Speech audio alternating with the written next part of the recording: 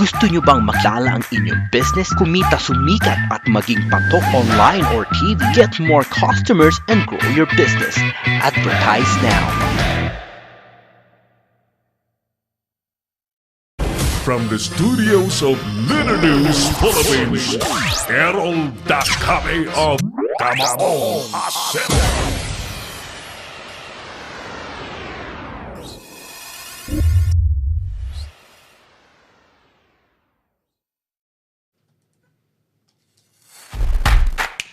Thank you, Clarence. Welcome back sa ating pandaigdigang broadcast ng Kamao Asero. At ulitin natin yung ating survey question mga suki sa ngayon. Kabang putol-ari ang parusa sa mga rapists sa ating bansa. Bago natin, nakita mo ba, Chloe, yung pinasa ko sa yung video? Hindi mo nakita?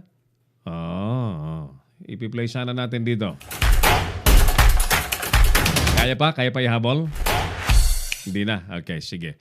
Kaibigan, bago tayo magpatuloy, nais muna nating batiin ng magandang hapon ng mga taga Metro Manila. Siyempre, mga nasa Central Luzon, ang Central Luzon by this time, napakainit. Napakainit ngayon. At malaking problema po ngayon ng Metro Manila ang tubig dahil po sa El Nino phenomenon. Hindi pa ho summer pero matindi na ang problema at dapat po maging conscious ang lahat sa tamang paggamit po ng tubig. Huwag magsayang po ng tubig sa mga hindi tamang paggagamitan. Alright!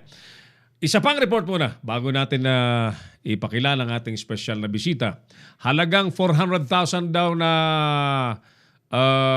Kush drugs ito, di ba? Kush. Marijuana, di ba? In English lang, di ba? Halagang 400,000 na marijuana na sa kote po sa, saan ba yan? Las Piñas City. Muntinlupa, no? Sa Muntinlupa yata yan. Alamin natin sa report ni Binibining Dryan Zamora. Yes, Dryan. Halagang 400,000 pesos ng Kush ang nasabat kagabi ng Station Drug Enforcement Unit sa Summitville 2, Barangay Putatan, Muntinlupa City. Ang mga suspect ay nakilalang sina Ivan Kidlim na taga Quezon City at Luis Gabriel Balatabat na taga Las Piñas at parehong half Nigerian at si Frank Onukogu, half Chinese at pawang mga 21 anyos ang mga ito. Sinabi ni District Director Chief Superintendent Eliseo Cruz na sa naturang lugar nakipagkasundo ang mga suspect na mag-abutan kaya't dito na ikinasa ang bypass operation. Sila nakarating dito pero yung isa sa kanila, ang sabi ng barangay captain, ay nag-attempt ng maghanap ng bahay dito na nakikita na mauupahan. Pero tinanggihan siya kasi foreign looking, akala is sa foreign at kasi yung isa sa mga suspect ay half Nigeria. Ang father niya isang Nigeria. Sinabi rin ng Kapitan Danny Teves na minsan na raw nagtangkang manirahan ng isa sa mga suspect sa natulang lugar subalit hindi ito pinayagan. Si Joel, may nag-inquire daw sa kanila last 2 weeks na uupa pero hindi namin pinintutan na magpaupa na isang foreigner. Sino daw? Isang bata namin foreigner daw. Kung sila na kausap pa, hindi ako sure dahil may kulang namin. Sinabihan naman ni Senior Superintendent Gerardo Umayaw si Chief Intel SDEU Major Peter Aquino na tutukan ng mga kaso ng droga kaugnay sa nalalapit na eleksyon. Kaya't agad nahuli ang mga salarin at pinuri ang buong team nito. Ito naman natin, dito sa Muntinlupa ito dito. So nakakabalita rin tayo ng mga ng bentahan nga ng pwera sa siya kung meron di mga ganyan. Kaya pero tutukan namin kasi kasabay sa kampanya namin yan. Sa baril ngayong panahon ng eleksyon. And then ganoon din sabay din yung sa drugs. Nagkataon din na nagkataon siya sa mga bata natin na nagka-positive yung kanilang transaction. At dito nga napag-usapan nila. Mula sa Muntinlupa City, Dryan Zamora, Leader News Philippines. Si Errol Dakame, ang Kamao Asero. Alam niyo po talaga nagtataka ako, no? Tuloy-tuloy ang kampanya po ng gobyerno laban po sa drugs. Tuloy-tuloy naman yung mga sangkot sa drugs, no? Ang problema kasi, sa totoo lamang, hindi po tinututukan ng gobyerno yung source ng drugs. Wala eh. Puros tayo dito. Kalat. Saan ba ang source ng drugs? Alam naman ng tao, nagaling China yan, di ba? Kailan kaya natin maririnig yan na may aksyon ang, di ba, government to government sana, mag-uusap na dyan, tigilan na yung mga, o magtulong na, labanan po ang supply ng drugs galing po sa China. I think that would be the best and effective mode para tapusin po ang supply ng drugs sa Pilipinas. Kasi kung ang tatrabahuhin lamang yung nandito na, ay tuloy-tuloy naman ang pasok. Pinalulutang sa dagat eh. Di ba, Clarence? Pinalulutang na lang sa dagat. Siguro may mga barko dyan ng China, pakawalan lang sa dagat, may mga GPS pa yon na minomonitor kung nakuha na ng kanilang parokyano. Ayan. Dapat ganun ang dapat mas proactive, hindi reactive. Nakikita ko kasi reactive ang PNP, ang gobyerno dyan. Ay nako, so sige, alam niyo kasi wala namang gumugusto dyan sa drugs kundi yung mga nakikinabang po dyan sa drugs. Tayo pong mga matitinong mamamayan na ayaw po natin yan, nagagalit po tayo. Kaya lang ang may magagawa talagang aksyon dyan ay ang PNP, ang gobyerno, ang militar as to putting stop on that menace, drug menace. All right. As promised mga kaibigan, huwag ka na mag-break. Tuloy na natin. As promised mga kaibigan, nais po nating ibigay na po sa inyo ang ating espesyal na bisita.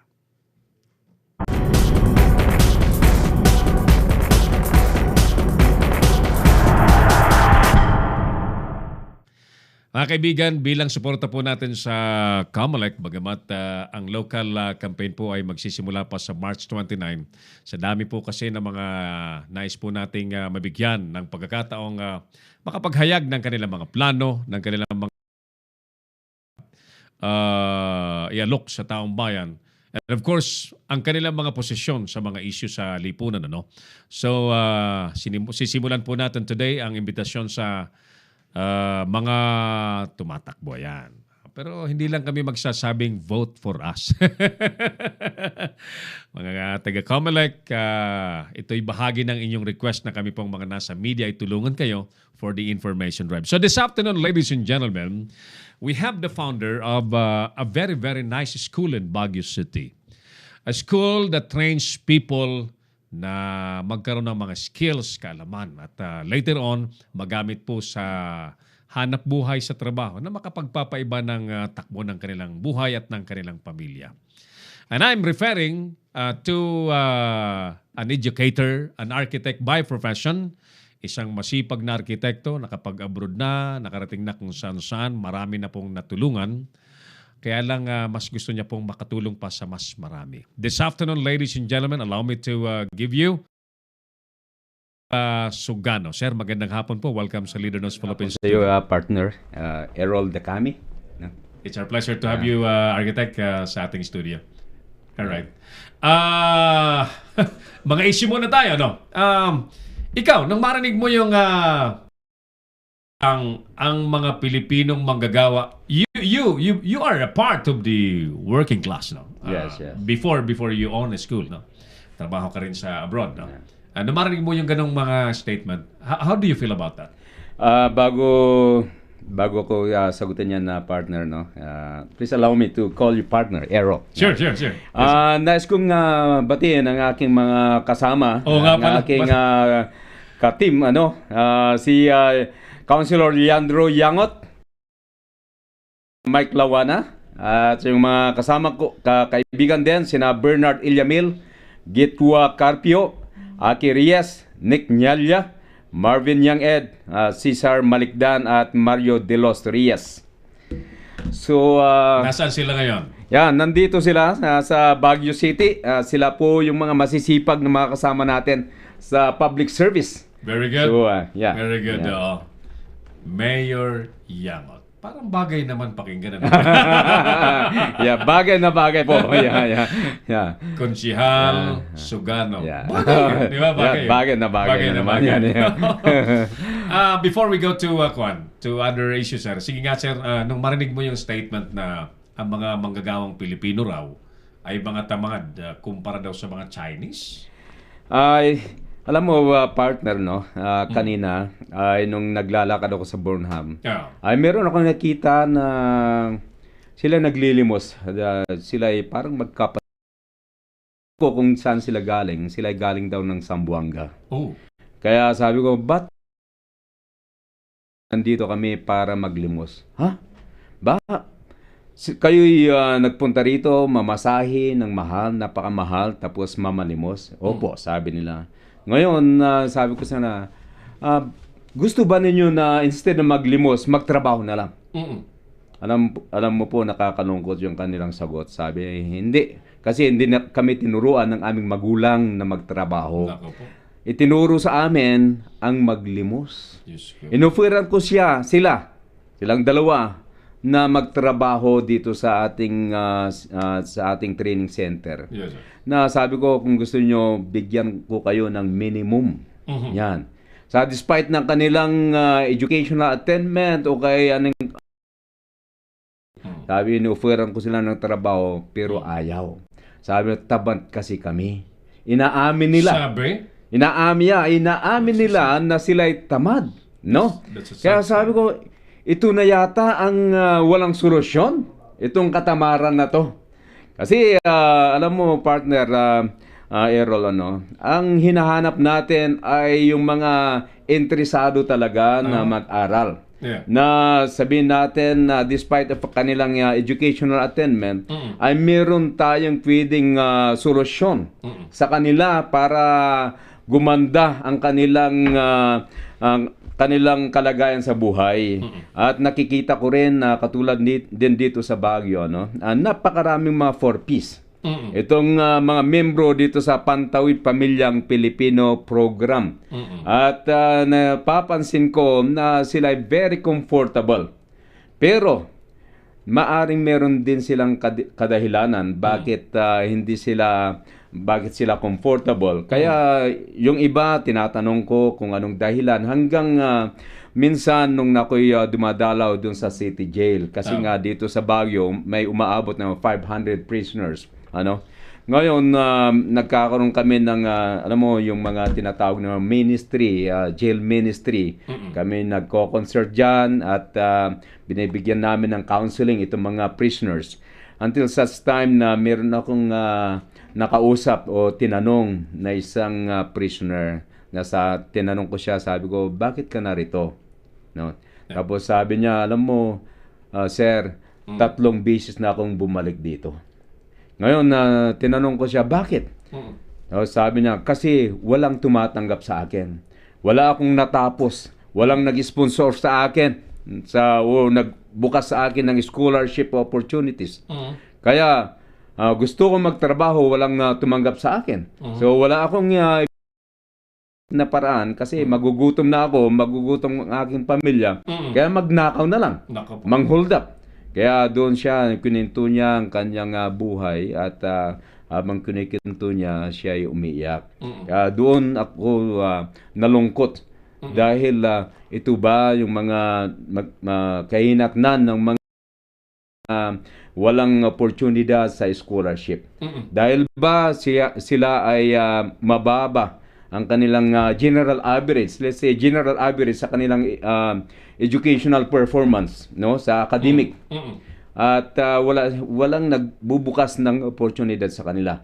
Kaya doon ako nagkaroon ng idea na kailangang mabigyan naman sila ng pagkakataon na ma-develop ang kanilang skill.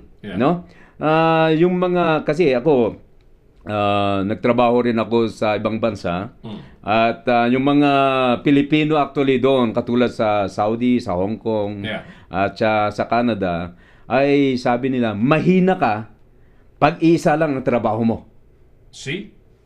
Kaya kuminsan hindi ako naniniwala na ang mga Pilipino talaga ay tamad. Meron lang talagang sinasadyang maging tamad. Yung mga narating na nila yung comfortability nila.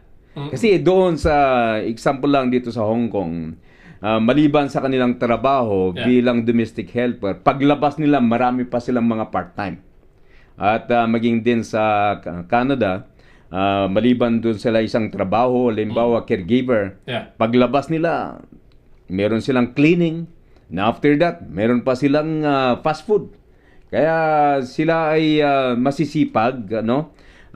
Ngunit nakikita ko nga, kaya yun ang nagbigay sa akin ng inspirasyon na kung ang kasipagan doon sa ibang bansa ay i-apply din dito sa ating bansa, talagang aasinso ang ating buhay. I believe so. Yan.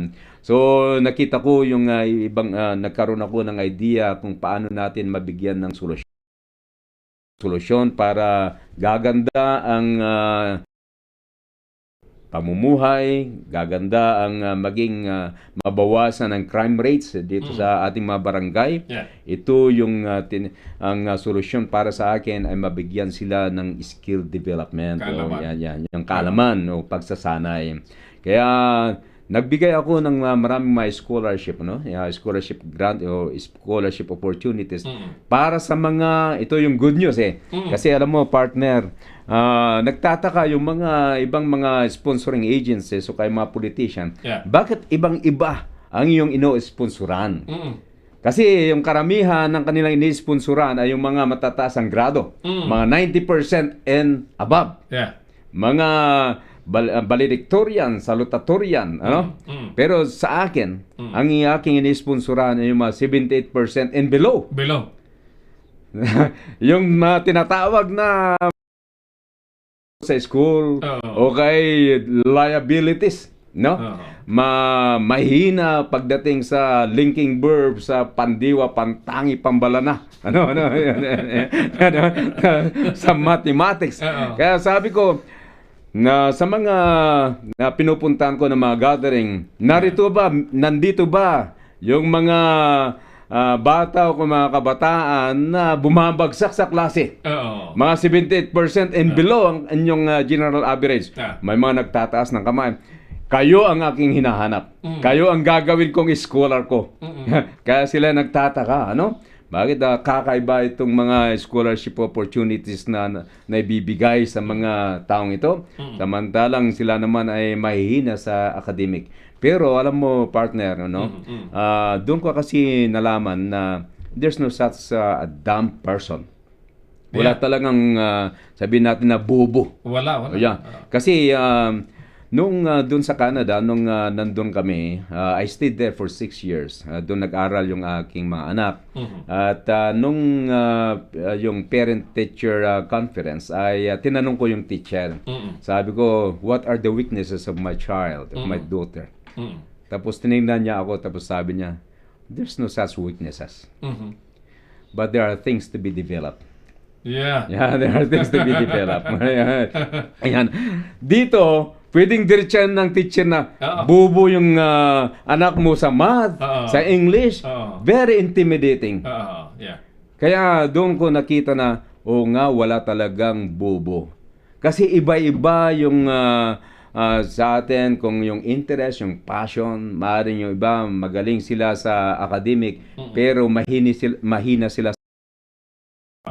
sila sa pagkalikot ng makina o kaya pag-operate ng computer. Kaya doon ko sabi, kailangang magbukas ako ng pagkakataon para marating itong mga sabihin natin na pagdating sa academic ay medyo mahina para mabigyan sila ng magandang kinabukasan. Magandang yung yung magkaroon sila ng training base sa kanilang interest o kaya sa kanilang passion. Yan partner ang ating programa ngayon. Yan. Yun yung nag-inspire din sa'yo na simulan mo yung GMS. Yes. Yan. Ikwentuhan mo nga ako ng GMS at ako believe ako doon sa naging approach mo that with your burning desire to train people and make them productive. Nabuo mo yung eskwelahan. No, oo. But this is practically not because of politics but because of the need na hindi naman iepekto yung hindi naman na okay yung sabihin mo na wala kang pinag-aralan mas mabuti pang turuan mo na siya. Yes partner, kasi galing nga ako ng Saudi Arabia at nung nag-work ako sa Hong Kong, doon ko nakita yung importansya ng skills rather than yung certificates and diplomas. Kasi doon hindi mahalaga yung certificate natin pagdating doon sa abroad, no? Ang tatanungin Anong alam mo? Ano ang alam mo? Then kung sabihin mo na I'm good at AutoCAD. Okay, show me. Yeah. Doon ka upo, then ipakita mo that you are good at operating AutoCAD drafting. Yeah. So, sabihin mo, you are in. So, doon ko nakita na, kailangan sa pag-uwi ko, kailangan ituro ko rin. Kaya nung umuwi ako, then way back 2005, naumpisan natin itong GMS technology. Yan, para, ito ay shortcut method. Na wala nang paligoy-ligoy na kung ang kanilang gustong mapag-aralan ay drafting, diretso na sa drafting. Wala nang mga Filipino subject, English subject, yan. Kasi kung ano yung gusto nila na skill na ma-develop. And maging halimbawa sa gustong matuto sa paggawa ng poster o sa Photoshop. Yan, sa Photoshop, sa Excel. So, merong specialization. Yun ang focus natin. Kaya nga, meron tayong mga modular courses na in 20 hours, pwede mong matutunan ang isang module. O kaya sabihin natin, example, yung AutoCAD. Yung AutoCAD, yung 300 pages na compress namin, yung 300 pages naging 3 pages. Galing naman. 3 pages. Kaya,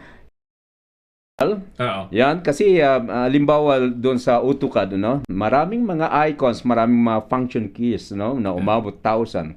Pero sa totoo lang, pag meron kang pag matutunan mong gamitin yung 20, at least 20 lang na function keys, pwede ka na mag-drafting. Yan, hindi kailangan lahat. So, alam mo ba, nung kolehiyo ako, I have taken Poli-Sci. Pero nag-enroll ako ng drafting dahil gusto ko lang. Type ko yung drafting. Kasi mapagkaibigan ako. Napakaraming mga kabatch ako nandun sa drafting. Sabi ko, sa Poli-Sci course ko, ilan lang kami? Parang 12 lang kami. Wala, hindi nag-enroll ako sa drafting. Pero that time, mano-mano pa. Wala pa AutoCAD. Yes. So, ang iba pa actually partner ang ating hinahanap na binibigyan ng pagkakataon ay itong mga less fortunate children. Itong mga tinatawag na mga fatherless kids. Ano? Yung naulila sa ama, o sabihin natin na naulila sa magulang, mga breadwinners, gusto natin silang marating, at maging yung mga PWDs, no? Maging yung mga deaf, no? Meron tayong mga estudyante kasi sila yung medyo nahihirapan na maghanap ng trabaho, no? At maging yung medyo mentally retarded, sabihin ko na medyo mentally retarded. Meron kaming estudyante, no? At siya ay kumukuha ng 2-year course na technical drafting. Pag tinanong mo kung anong pangalan niya, hirap. Pero pag sabihin mo sa kanya Dante Sagiyaman, pwede ka bang gumawa ng poster? Napakagaling, napakaganda. Wow. Napakaganda yung kanyang trabaho. Kaya doon natin nakikita na lahat pala may pwedeng mabigyan o pwedeng mabigyan ng skill, no? Kaya doon ko sinisigaw din sa mga kasama dito, sa mga barangay officials sa kapulisan, na ang isang solusyon na pwede nating ma-extend especially sa mga barangay ay mabigyan ng pagkakataon itong mga tambay, no? Walang trabaho, nang mabigyan sila ng tsansa na meron silang matutunan na kahit isang skill. That is the first move kasi, naihanda sila sa hanap buhay. Sa hanap buhay. Kaya doon ko nakita, doon ko pinopromote. Kasi pag yung isang tao, katulad nung ini-interview ko isang prisoner, sabi niya, nandito ako kasi wala akong skill. Wala akong alam na trabaho, walang tumatanggap sa akin. At lalo na dahil meron akong nabahiran ng aking pangalan dito sa Ayaw na siyang tanggapin. hindi na ayaw nang tanggapin. Kaya sabi ko doon sa isang police officer, bigyan ninyo ako ng 5 prisoners. Oo. At tuturuan ko sila ng global technology, global skills. And I guarantee you, hindi na muling babalik dito. Yan. So yan ang gusto kong marating, gusto ko silang mabigyan ng pag-asa. Yung makita nila na meron palang silbi ang aking buhay. Right. Kaya maraming mga testimonials, maraming mga nagpapasalamat, maging yung aking isang member sa aking aming clan. Yes. Siya ay nag-a-apply sa abroad ng ilang taon. Oo. Dahil galing niya actually sa pagdating sa construction, sa supervision. Ito yung kinikwento mo kanina na yung kanina, he's an engineer. Yeah, he's an engineer. Oo. Pero magaling siya sa construction. Oo. Pero pagdating sa computer, Mm. medyo wala siyang background. Ayun. Kaya sabi ko Oo. sa niya, halika punta ka sa GMS. Magpaturo ka ng AutoCAD, Yeah. no? Tapos sabi niya, wala naman akong background. Basta punta ka. Oo. So, sinubukan niya. Mm-mm. Hindi siya marunong nung sinabi, mouse. Oo. Asan yung mouse dyan? Hinahanap niya yung daga. Tapos nung hinawakan niya yung mouse, ganun pala. Yan. So, pinagtyagaan niya. Yeah. Hanggang natuto siya ng AutoCAD. Natuto siya ng Primavera. Ito yung project management. Oo. Natuto siya ng STAAD, yung Structural Analysis and Design. Ngayon, nung after na master niya yon, tapos nag-file ulit ng kanyang application sa agency sa Maynila. Naku, ang daming mga offer sa kanya. Nag-aagawan yung mga employers. Kaya ngayon, nasa Qatar na siya. Napakaganda yung kanyang trabaho at napakataas yung kanyang sahod. Doon natin nakikita, no, na yung technology, itong global technology ay talagang in demand kahit saan. Meron isa pa na isang testimonial. Meron kaming kasama sa bahay. Siya po ay isang naglalaba. Okay, sabihin natin na labandira. Okay, katulong kasama sa bahay. Yeah. Tuwing umaga, yun ang niisip. Maglalaba, magluluto, maglilinis. Until such time na sabi ko sa kanya, ayaw ko na habang buhay na ganito. Gusto mo ba? Tapos sabi niya, sir, high school lang naman ako. Yan, high school lang ang aking naabot. Sabi ko sa kanya, walang problema. So, punta ka sa GMS. Ngayon, sinubukan niya na mag-aral ng basic computer. Natutunan niya na mag-type, natutunan niya yung Excel, yung PowerPoint, natutunan niya yung AutoCAD. Ngayon, siya na ngayon ay isang teacher dito sa GMS. Napakaganda ng kanyang kalagayan. Siya na yung isang head at nakikita ko na gumanda lahat yung maging yung kanyang pamilya, no, ang kalagayan ng kanyang pamilya. So ganyan ang aking inaabot, yung mga nakikita nila yung kanilang sarili na parang sila ay napagsamantalahan ng panahon, pag-iwanan ng panahon, ano. Pero meron ka pang pag-asa. Kung ikaw man ay hindi nakapag-aral, kahit sabihin natin na elementary graduate, meron akong scholarship para sa iyo, no? Meron tayong mga hinahanap natin na mga sinasabi natin na mahina sa academic. Meron kang pag-asa. Kung ang iyong hilig ay ito partner ang aking isa na plano, ano? Sabihin natin na advokasya. Kasi you are doing this on a private capacity. Yes. Pero yung mga dapat tulungan, napakarami pa. Yes. Oo. Kaya yun, tinatanong nila ako, bakit ka nag-aspire ng public position? Kaya tanong ko sa kanila, gusto ko na lalo pang mapalawak itong programa na to in partnership with the local government. Why not? Kaya sabi ko na para masuportahan natin lahat ng mga tao na kung anong hilig nila carpentry, diretso sa carpentry shop. Tama. Kung ang hilig nila ay magkalikot ng makina, diretso sa repair shop. At kung ang hilig man nila ay sa robotic, suportahan natin sa Japan. Tama. Mag-aral doon, then pagbalik, siya magtuturo. Hindi ko pala nabanggit sa iyo. We have a manpower agency. We're serving construction companies. Alam mo bang honestly, we really find a hard time recruiting skilled workers. You know why? Bibihira sa mga kabataan ngayon ang nag-aaral ng carpentry. Oh, yeah. Totoo yan, yeah. Madalas sa mga karpintero, may mga edad na. Yeah. And of course, habang lumilipas ang panahon, yung iba namamatay na. Yeah. Totoo yan. So, may scarcity sa mga skilled workers. So, mabuti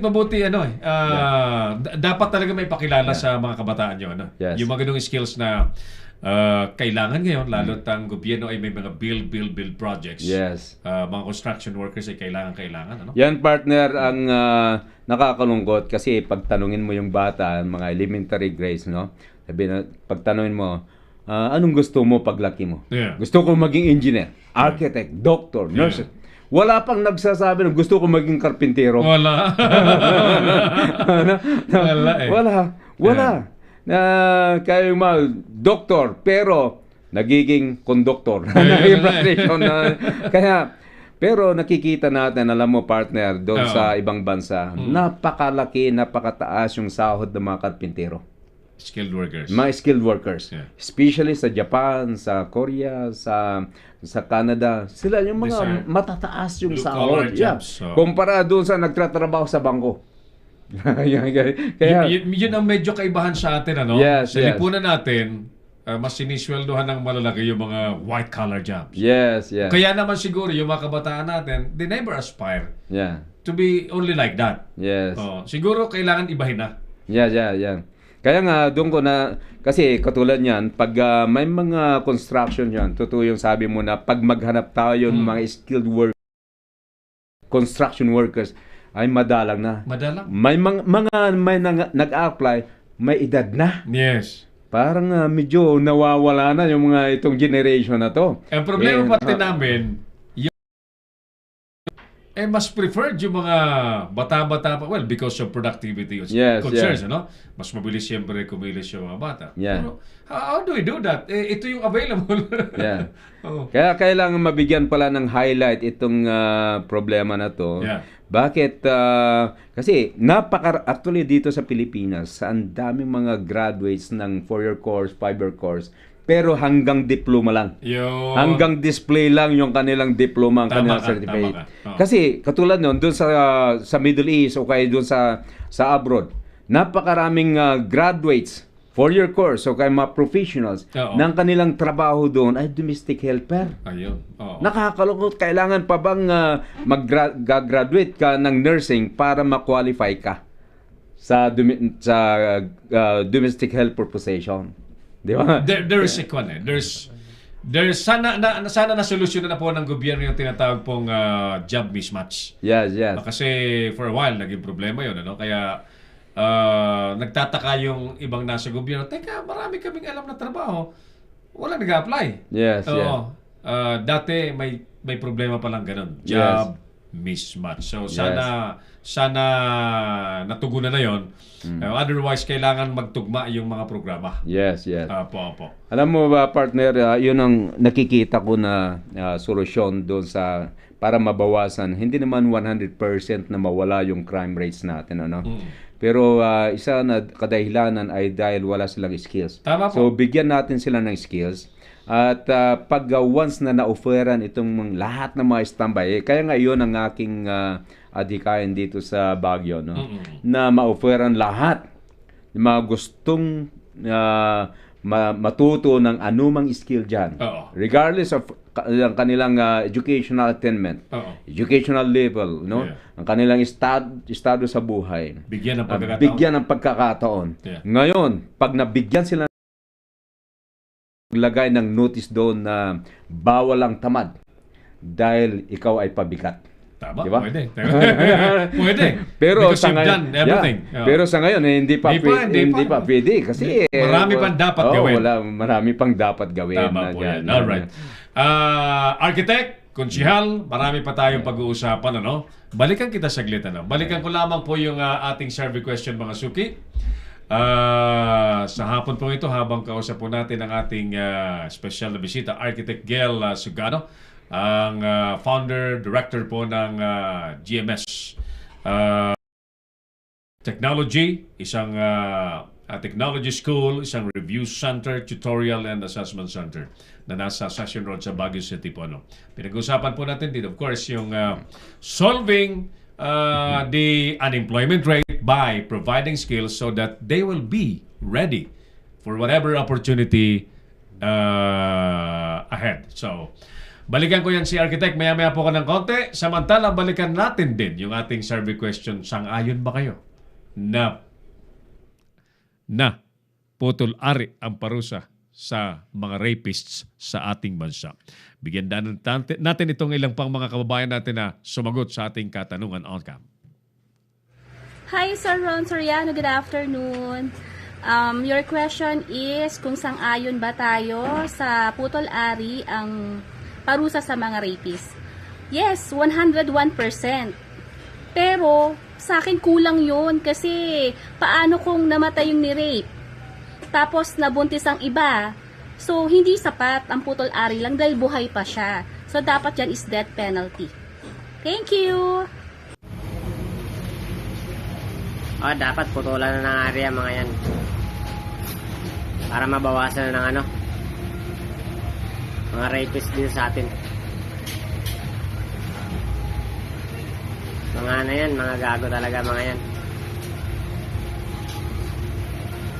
Kakapal ng mga mukha eh.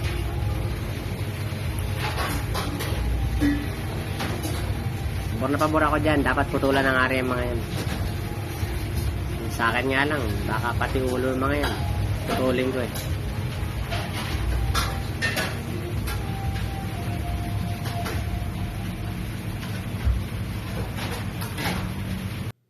Hi, good afternoon. Nandito ako sa Taytay Rizal. So may dalawa akong ambush interviewin dito Si Sir Nards Albaran at saka si Freddy Lagario. Okay. Sir Freddy, ask ko lang. Sang-ayon ka ba sa putol-ari ang parusa sa rapist? Hindi ako sang-ayon dyan, ma'am. Kasi karamihan po sa atin dito, pag ikaw ay mahirap, lagi kang pinagbibintangan. Napagkakamalan ka. So, paano na lang kung Kulong ka kaagad. napagbintangan ako. Which is hindi ko namang ginawa. So, paano na lang ako, di ba? Puputulin mo agad ng ari ko. Ganon-ganon na lang. Hindi ako papayag ng ganon. Okay. How about you, Sir Nards? Payag ka ba o sang-ayon ka ba sa putol-ari ang parusa sa mga rapist? Parehas kami ni Sir Freddy. Oo. Hindi kami sang-ayon sa putol-ari eh. Kasi, kung napagkamalang ka nga lang talaga, di kawawa ka naman. Ang sarap ng buhay na may-ari eh. Totoo yun. Patayin mo na lang ako. Oo. Patayin mo na lang kami. Yan. Puputulin mo yung ari namin kung ganon-ganon na lang. Mawala kami ng kaligayahan. Kapi tayo, mga kapuso. Very good. Maraming salamat. Si Errol Dacame, ang Kamaong Asero. Talaga naman, thank you sa video niya ni EM, Hugo, at sa dalawang kausap natin na ayaw ng putol-ari. Ayan, baka mapagbintangan. Pwede ba yan mapagbintangan ka ng rape? Hindi naman siguro, no? Hindi naman siguro. Siguro kung ibang kaso, maaari pang pagbintangan. Okay, sige mga kaibigan. Marami pa kayong pag-uusapan po ni Architect Gail Sugano. Magbe-break muna tayo, Klo, no? Para balikan natin si Architect. Mga init na isip po sa Baguio City ang ating pag-uusapan sa pagbabalik ng Kamaong Asero. Magbabalik si Errol Dacame sa Kamaong Asero. Bring your business over a million TV or online. Reach your target customers anytime, anywhere. Your brand on TV or on the web. Get more customers and grow your business. Advertise now.